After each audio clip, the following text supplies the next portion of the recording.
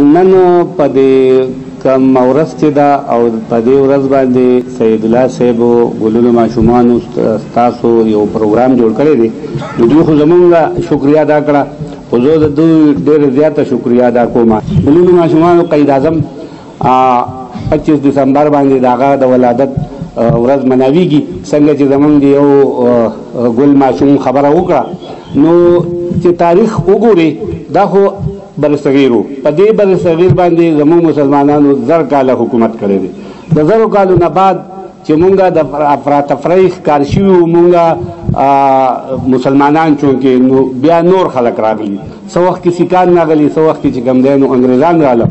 او هغوی چې کوم دی نو زموږ په دې علاقو باندې قبضې وکړي او هغوی چې یو ځان له تاریخ دی خو مختصر خبره ده چې د هغې نه د حاصلولو دپاره بیا زموږ مشرانو هغه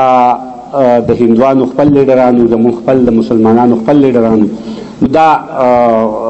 کوششونه وکړه زموږ ملک چې کله د قید اعظم په سربراهۍ کې په 1947 کې الله پاک موږ ته میلاو کړو نو د دې سره خو ډېرې زیاتې خبرې دي چې هغه په دې وخت کې نه نشم دغه کولی ولې ته ټایم به لګي خو مختصر دا ده چې موږ ته یو داسې ملک میلاو دی